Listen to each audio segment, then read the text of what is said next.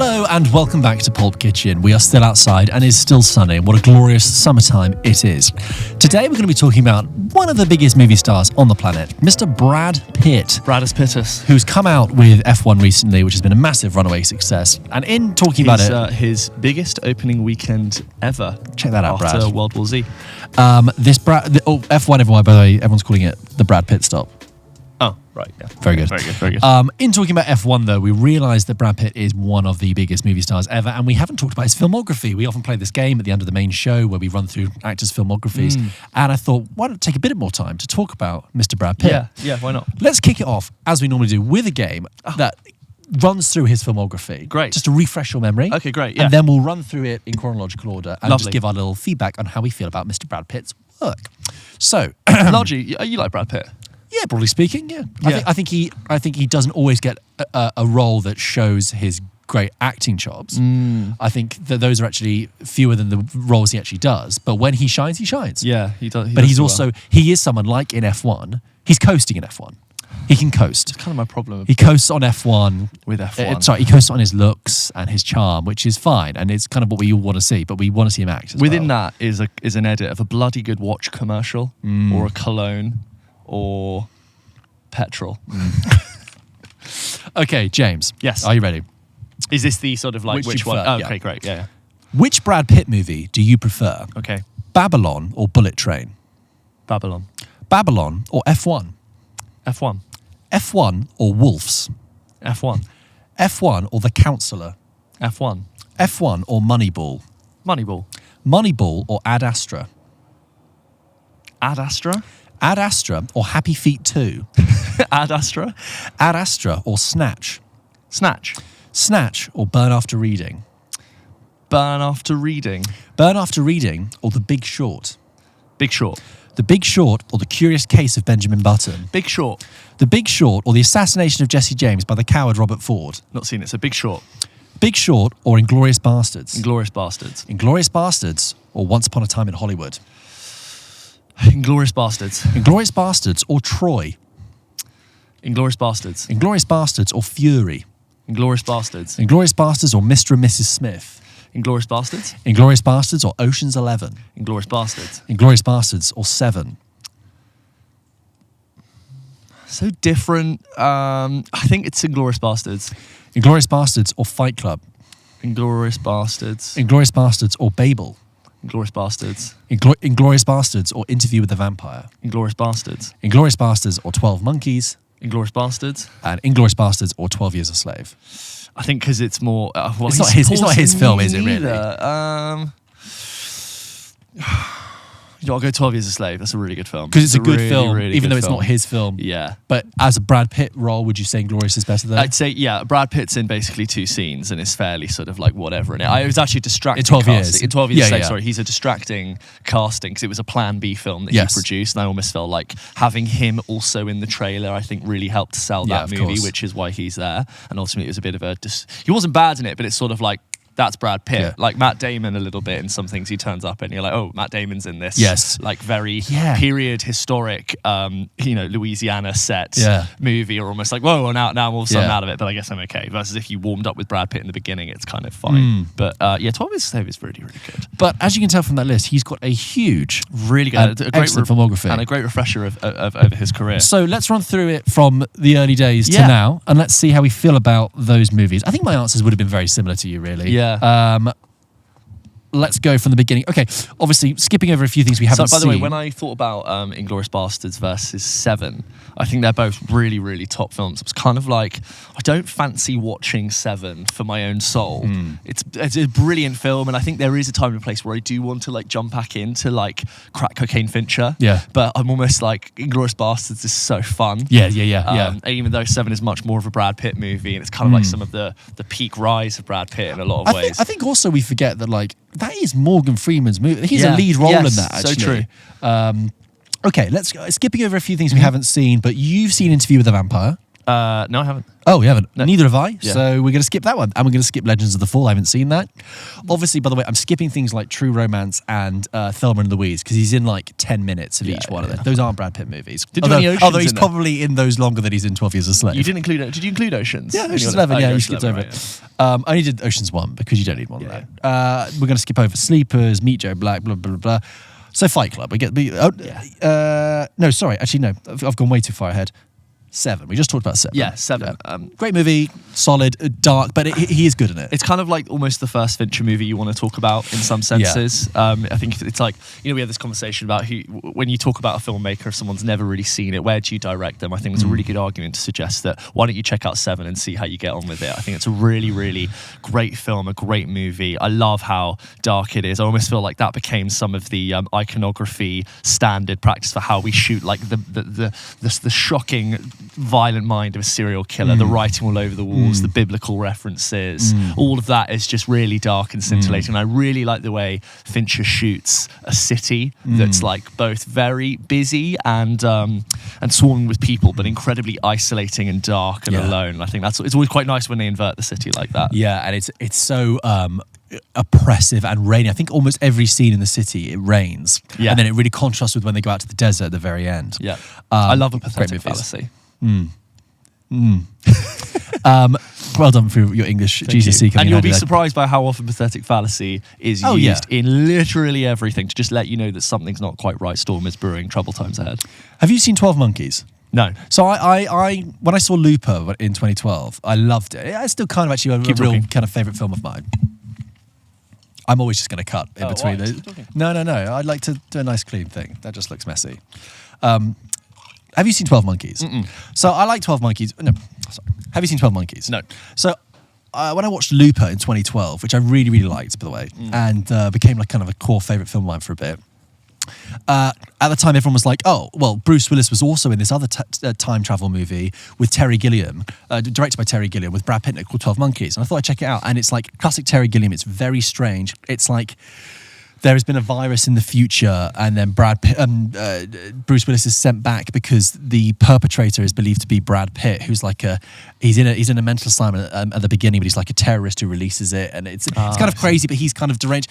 I didn't find it as satisfying as Looper, but it's not a bad movie. I think it's very interesting, and certainly gives a different side to Bruce Willis. So worth a watch if you get a moment. Sorry. Then we're going to skip over. Sorry, what year was that? Sorry. That was a year to 1995. Right. So that was kind of. He's just come off the back of Interview with the Vampire. Yeah. Then he has Legends of the Fall. Then he has 7. Then he has 12 Monkeys. Then he has Sleepers. Bigger, yeah. So he's breaking through at this point. Then Fight Club in 1999.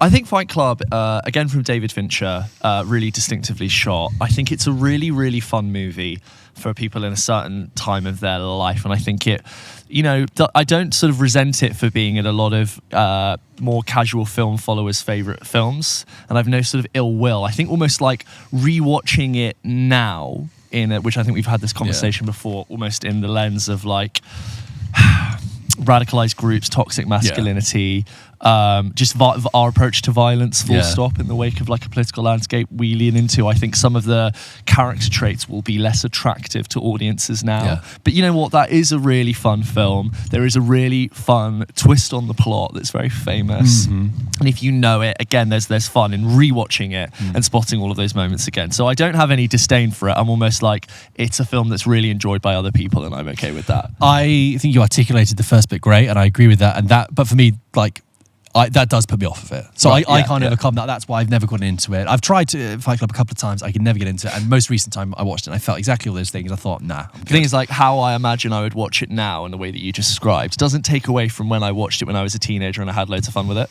That memory still exists to me. And I'm like, oh yeah, it's But even great. when I watched it as a teenager, I never liked it.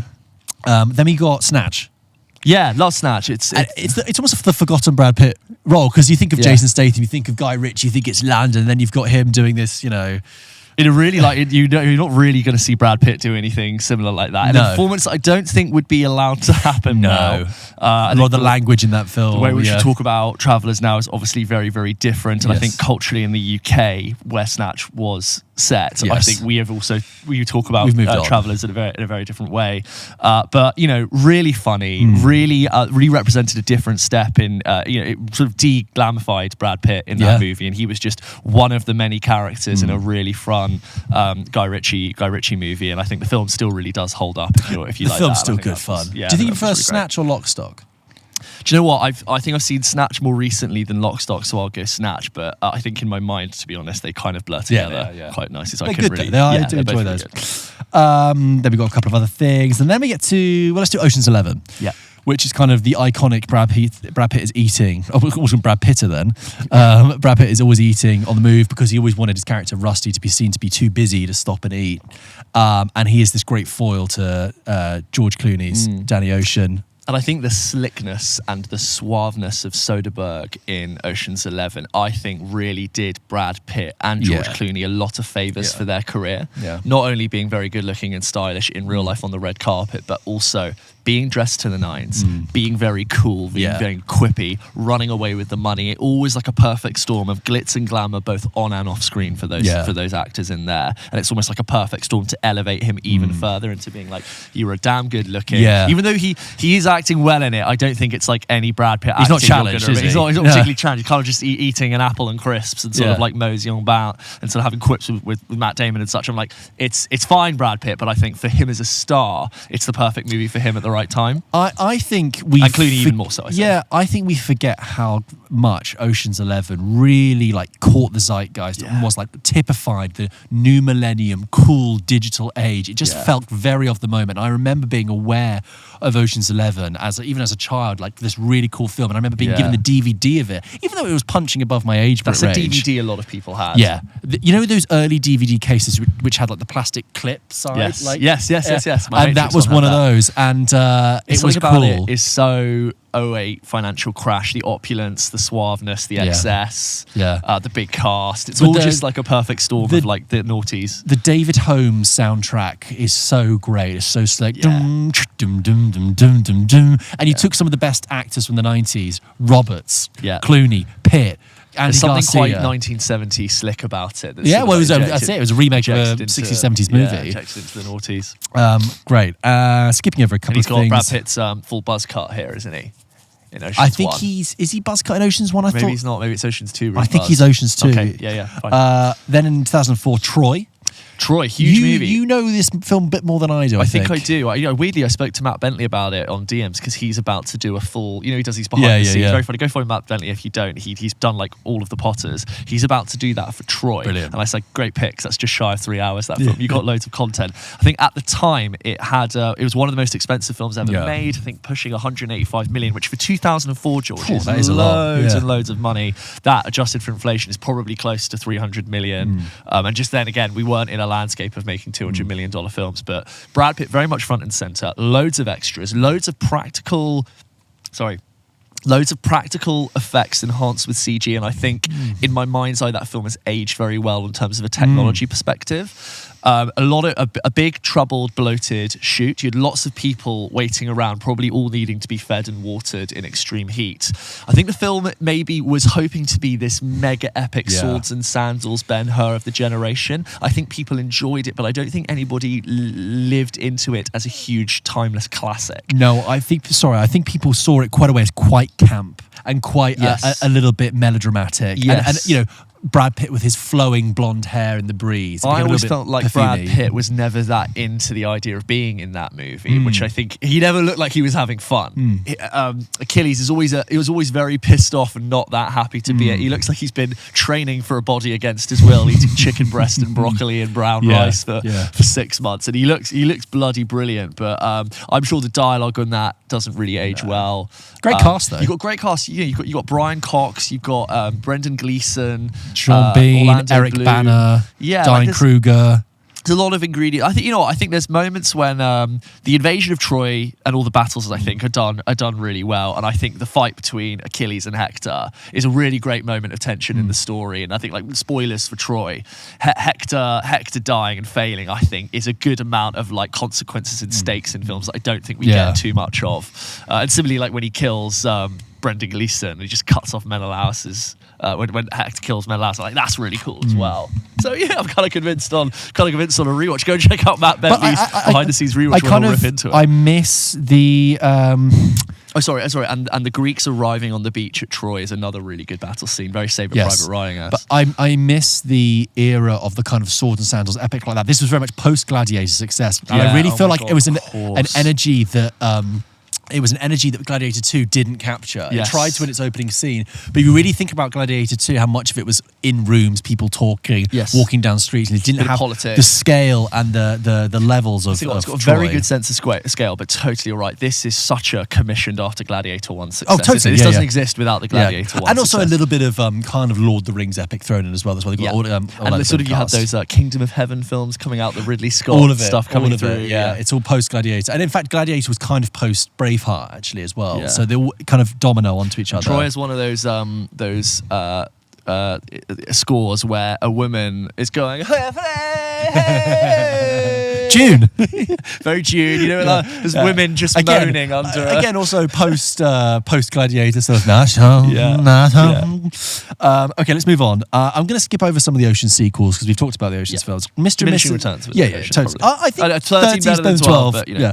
Mr. and Mrs. Smith. I've not seen it. Oh, okay. I remember thinking it was okay at the time. Mired with controversy, of course, because of the relationship that brewed between Brad and Angelina at the time. It's very sexy. It's very slick. They have very good chemistry, but I always thought the chemistry was good for them and not necessarily the audience. Do you know what I mean? It's like they really sort of got on, but it was like, I can see you guys are really getting on. I'm not sure like that love necessarily comes through to the camera. But, you know, peak Angelina Jolie attractiveness. I mean, my God. Well, peak fame as well. But I think the plot builds to something quite interesting, but the third act, I think, was never amounting to anything good at all. I heard very good things about the TV series from last year. Me too, yeah. Okay, and then there's Babel. Have you seen Babel? No. So Babel I've seen once, a long time ago. It's a Iñárritu movie, and it's one of those, in the noughties, everyone loved an ensemble movie, like Crash. It was like, what happens if you looked at things and you get like consequences of things all around the world? And basically the premise of Babel is Brad Pitt and Cate Blanchett are on holiday.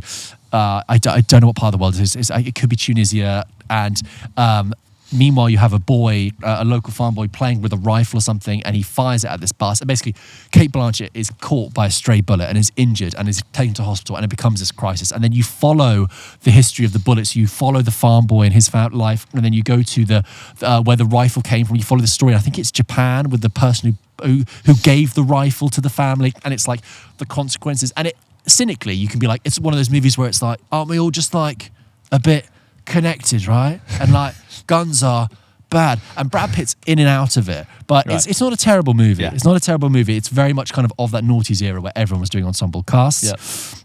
Next up, which you said you hadn't seen, which is The Assassination of Jesse James by the coward Robert Ford. Now, I think this is a good movie. Worth watching? Yeah, worth watching. At the time, Kermode really went in for it hard. It's directed by Andrew Dominic, who went on to do Killing Them Softly, which I forgot to mention is the other Brad Pitt movie. We'll get to that. And also Blonde, which I know we both didn't like. But Jesse James is really interesting. It's a great Brad Pitt performance because he is kind of nasty, and there's for those who don't kind of know, it's a long movie, but obviously Jesse James, famous outlaw in the US, but it's told from the character Robert Ford's perspective, which is Casey Affleck. Right. And obviously it says in the title that eventually he's going to get assassinated by Casey Affleck. So you're kind of watching this friendship, hatred brew.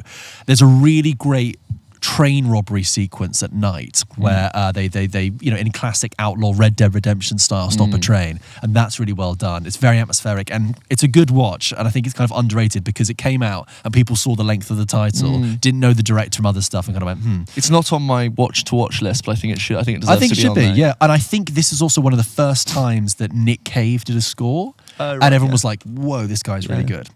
Then after that, I want to say this has one of my favourite Brad Pitt performances, which is Burn After Reading. Right, So a film I've only seen once on DVD. No way! Yeah, I've only seen Burn After Reading once. That's like it's a film I really enjoyed, want to watch again. And again, it's a great example of Brad Pitt in a much smaller supporting role in one of the stories, doing something way more expressive and fun, not burdened with the lead or having to carry the film, but it's just kind of definitely having a good time with it. This is a classic like him. Yeah.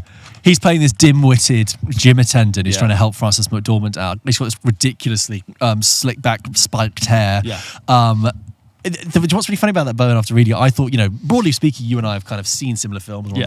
Burn After Reading is like a core movie in my family. And I've seen it so many times. We still quote it. Me and my friends still quote it to each other. Things like, your head will be spinning faster than the wheels on your Schwinn bicycle. You think that's a Schwinn.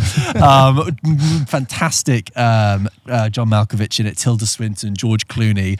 Amazing cast as always for the Coen brothers. It's always great for the Coen brothers. And and Brad Pitt in it having great lines when he's trying to blackmail John Malkovich over the phone.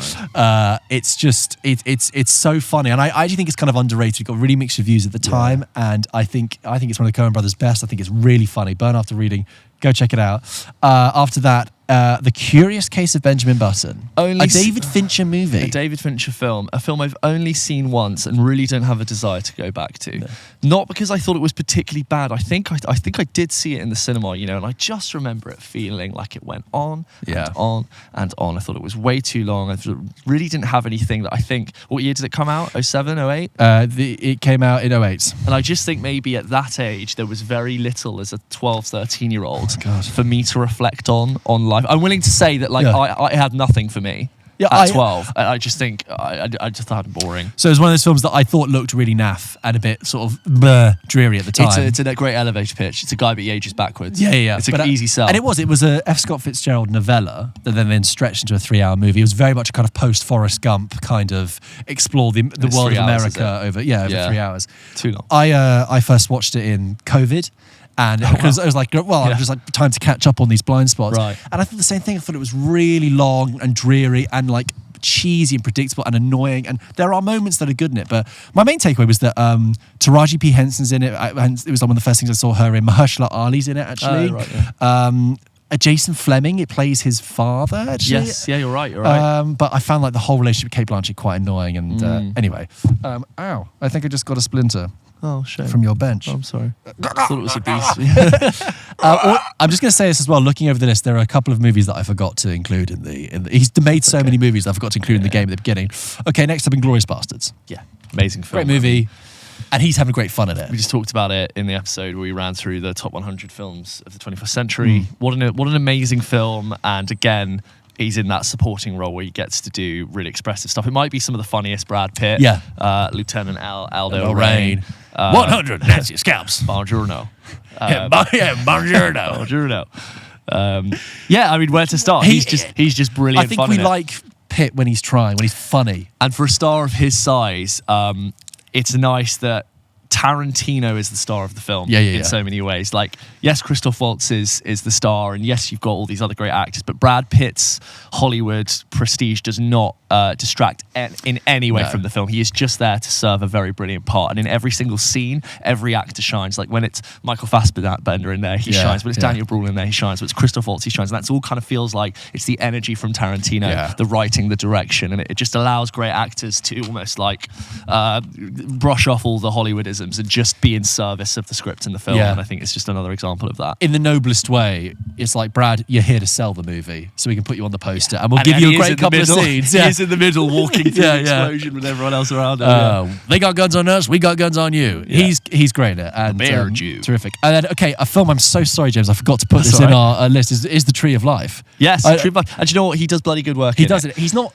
the main thrust in it, is he? Because it's the boy's point of view, and I think Jessica Chastain gets more roles in it. But he plays the sort of this like very sort of short-fused, violent, abusive father. Now look, The Tree of Life, if you've seen it, is an Emmanuel Lubezki shot, very dreamy and gorgeous and dappled light and lens flare, and there's a lot about it that is really, really, really beautiful. I think, as a film, it probably gets a little bit too bogged down with the dinosaurs, Dawn of the Universe, Big Bang. I quite like that. I love all that. I love all that stuff. If you like a sort of 6-minute unbroken shot of a dinosaur drinking water, it's definitely there for you. I think it's one of the most famous overrated films. I'm not saying it isn't good. I think it's often called the greatest. If it was called the greatest of all time for a long time in our lives, that's overrated. I actually have always disagreed with your theory about that. About you say that it was always like put up there. I don't remember it. I remember it being rated like at the end of the year. I don't remember it actually being kicked around a lot. I remember seeing it a lot of times. I remember it also equally getting like people criticizing it a lot. So I've always been like, Yeah. it's been this mixed bag. I think it's a great film. It's overrated, in my opinion. I mean, yeah. I think now it's not on the lists that we're talking about. It was a very specific period, I think, for a recency bias in the 2010s after it had come out, where it was always knocking around the top. And I'm like, it's a good movie. It's not the best movie of all time. Yeah, That's what it was being pitched as. I rate it. You rate it in the top 5 films of all time. No, but I never put So it there. at that time, I would say it was overrated. But I never saw it in those lists. I only ever saw it. It was. We discussed how we've seen it in all those lists. No, you've discussed it. And I listened. Basically, No, you did. My perception of it is different. My perception of it was that it got highly rated at the end of the year. I remember it coming out of Cannes and doing really well. But I also remember there was a large contingent of critics who were like, "Oh, it was," found it very pretentious, right? Yeah. And they made it, and there was this balance. And I remember doing well at the end of year lists.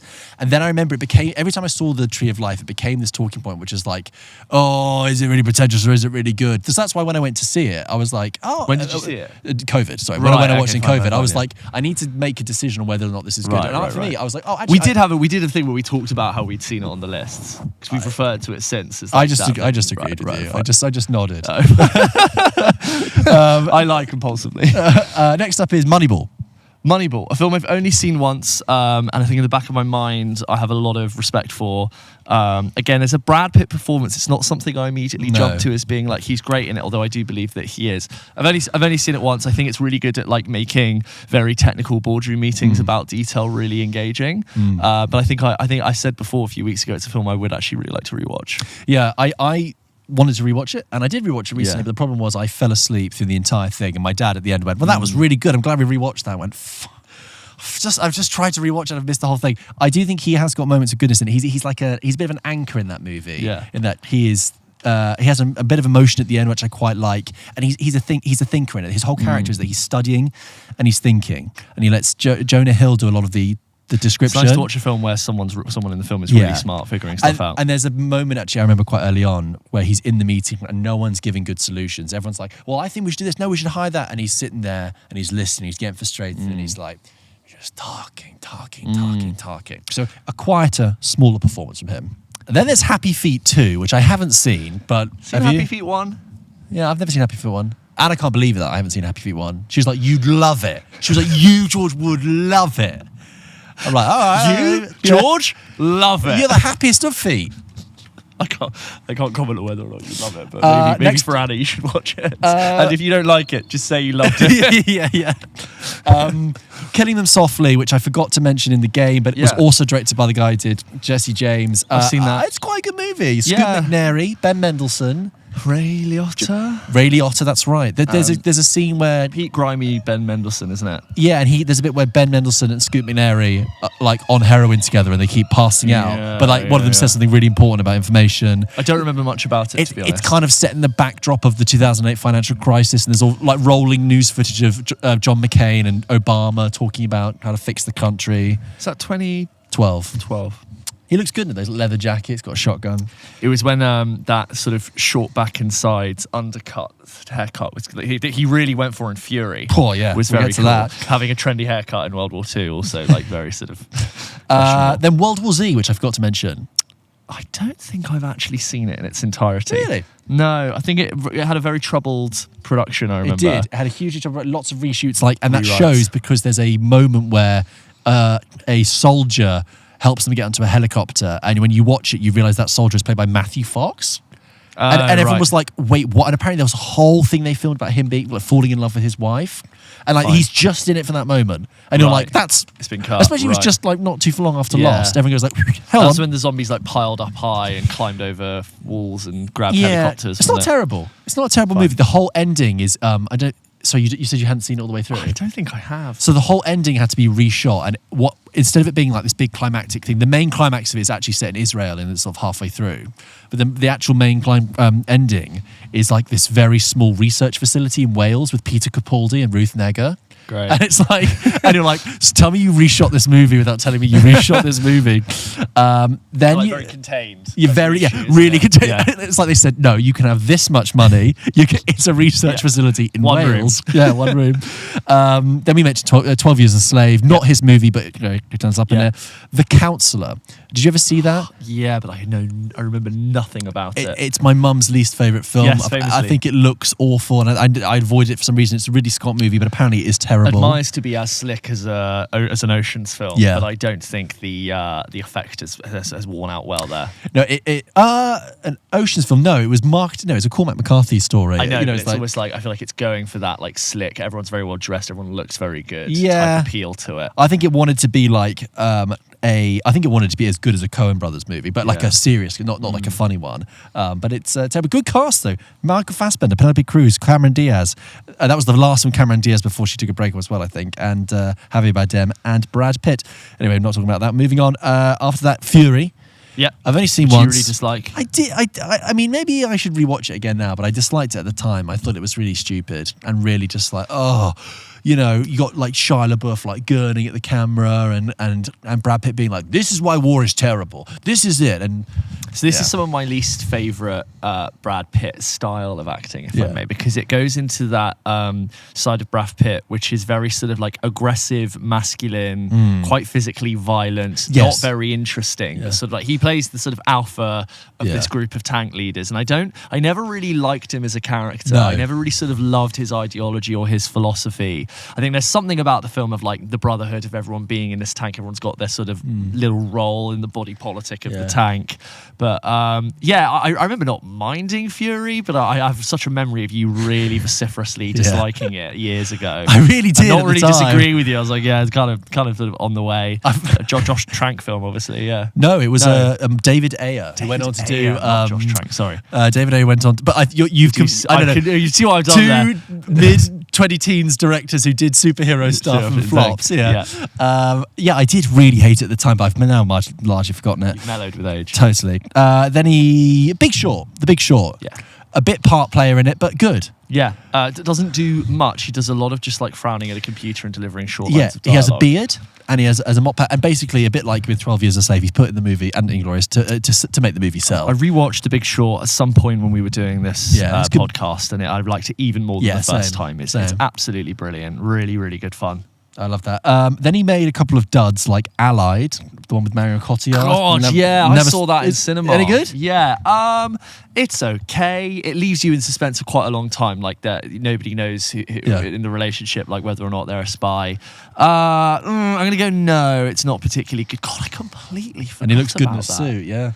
Completely forgotten. Robert Zemeckis movie. He was in Yeah. By the Sea, which is what the one he made with Angelina Jolie, which was really pretentious. Right.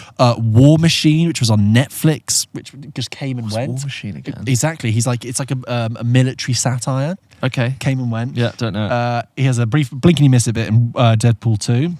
Then, of course, he comes back onto form with Once Upon a Time in Hollywood in 2019, wins an Oscar for the performance, and he is very good in it. I wouldn't say I didn't watch that performance and go, bloody hell, that's an Oscar-winning movie, because ultimately it is Brad Pitt being very cool, taking his shirt off, Jumping and onto then a roof, and jumping onto his driving roof, around and frowning, looking cool. And I do think it is. I mean, maybe it's because he's in good hands with a good director. I do think the scene when he goes to the ranch and the way he's sort of studying everyone with his eyes, I do like that. And he knows something's up, and he's got that cocky charm where he's like, I'm still going to go up there. Because he's like, nah, I'm still going to go see him. It's quite a reactive performance from Brad Pitt without him reacting that much. Yes. Do you know what I mean? Yeah. Like nothing. He doesn't do much to advance the plot. No. He sort of sees things happening, but then doesn't like necessarily do something that really progresses the No. narrative. It's sort of an if you know, you know type thing. I mean, the Bruce Lee scene is quite fun. Yeah. It's a good movie. Then Ad Astra, which is a bit serious. One of the most maybe. beautiful films I've ever seen. We'd love a coffee table book with all of the greatest shots from it, shot by Hoyte van Hoytema. Really pensive and wanting to be, I think, a bit more thought-provoking than it actually is. Yeah. I've always thought that First Man is the brooding astronaut Yes, movie yes. of the two that you should go and see, because they both deal with like lots of astronaut frowning. Yes. You know? What are we as humans? How do we go? And it's Brad Pitt, astronaut, short back and sides on the poster, leading the movie. You'd think he'd be doing something a little bit more evocative, but actually it's he doesn't do that much. And there's a scene towards the very end when he's with Tommy Lee Jones, and I think it was going to be more interesting, but actually it wasn't. There is a kind of Heart of Darkness, Apocalypse Now strand to it, but I think it would love to be considered amongst those type of things, which I don't think ever got there. Beautiful though. Like, if you've got a beautiful television and you just want to watch something gorgeous, by all means, watch it on mute, watch Ad really. Astra. Yeah, we talk about his hair almost as much as we talk about Tom Cruise's hair. of course, yeah. Yeah, he's got more hair for variety. He mixes it up. He's just shaved it now. He's he's on the buzz He's cut. on the buzz. I prefer I liked his F1 haircut. I think he looks very smart with the F1. Astronaut race car driver, Brad Pitt. Functional, ready for purpose. Yes. And then What's the same we say about Tom Cruise? I think we're quite conservative when it comes to leading man's hair. We don't want them to be too expressive. We don't want it getting in their face. We're like, have a bloody haircut. We're like, why is it all that long hair? You should get a bloody haircut. Then Bullet Train in 2022, which you saw at the time I caught up with last year. I actually quite enjoyed it. Yeah, way too long. There's a whole. The movie finishes and then it has another 40 minutes. Yeah, I did have fun with it. At moments, it was very funny. I thought it was very try hard. Yeah, which is why I think I was like, there are so many other things doing this better than you. Nonetheless, I'm having a good time. I see that. Yeah, he sort of is like borrowing from a lot of great things, not badly, but fun. I thought Aaron Taylor Johnson and Brian Tyree Henry were quite funny. I think that's also what put Aaron Taylor Johnson back on people's radar actually, because he looked really cool and people enjoyed that. In a suit. In a suit. I think I like Brad Pitt being quite subversive in the fact that he's rubbish at his job. Yeah, and he's allowed to be the handsome lead, but he's also terrible, and he's like flailing around the whole time. I find that quite funny. It's been quite a while now. I wouldn't mind rewatching it at home. Actually, if someone said, "Why don't we watch Bullet Train?" That's a solid home watch. You'd be like, "Yeah, all right." I've forgotten a lot of the jokes, and I think the action would be interesting to me again. Why not? Michael Shannon in there. Yeah, so when Michael Shannon turns up, that's when I was like, "Oh my Christ, okay, we got a bit more to go, have we?" Babylon. I don't feel like he's the main. I remember Diego Calva and I remember Margot Robbie more, and then Brad Pitt is also in it. Is there a common thread popping up here where like Brad Pitt is the star, but he's not necessarily doing that much interesting stuff? Yeah, like in a lot of the times, Brad Pitt is less interesting than he is interesting, but nonetheless he's still a massive star. And it's like the opposite of him in Snatch, and very posy. He's not the star in Snatch, no, but he is actually the interesting character. He does a lot of lounging around in black rock star sunglasses and a dressing gown and a suit, and we're told he's very important. But as in Babylon, Babylon, or just in general, sometimes you're like, okay, I'm told this man's very important to the plot, but how much is he? It's like he's reached that point, where he's kind of like a meta commentary on his celebrity status. Yeah. Where it's like, oh, well, it's Brad Pitt. So, a movie star playing a faded movie star. He's not bad. We've talked about Babylon quite a lot now. Probably one of the most discussed things. A lot of people have written in saying, they're really real evangelists of Babylon and it's underappreciated, and maybe down the line it will get reappreciated for what it's done. You and I stand by the first half especially, and some of the scenes being absolutely brilliant. Yeah. But far too long, way too ambitious, tries to do a few too many things. And then after that, we had Wolves, which is terrible. Go and see our review. Truly, poor and boring. It's funny because we talked on Double Take recently about how there's rumours of a Brad Pitt, Tom Cruise movie. And it's like, oh yeah, put them together, looks great. And that clearly was the logic with this. It's like Clooney, Pitt together again, sorted. Didn't work at all. John Watts originally was going to come off of the success of Tom Holland's Spider-Man 3 to go do Fantastic Four, but said he found that process quite a lot, very draining, really quite taxing, which I could totally understand, and wanted to do something different. But what he did was so bad. Almost, I think you should have just sort of pulled your socks up, taken a deep breath, screamed into a pillow, and gone to do Fantastic Four. And you'd be a few $1 million richer. Yeah. Well, I don't know. Apple probably pay quite a lot. Oh, that's true. I reckon he probably did quite well. And there's no box office he necessarily has to meet. No. And then that brings us to F1, of course, which we reviewed recently. If you haven't caught up with it, please do. But not a bad movie. But it kind of brings together everything we've been talking about, which is it is Brad Pitt at the center of the movie, but not necessarily the most interesting part of the movie. He is there to be the anchor point to sell the movie. He's the poster child. He looks great in it. He is charming. The whole movie is about how great his character looks and how great his character is. Yeah.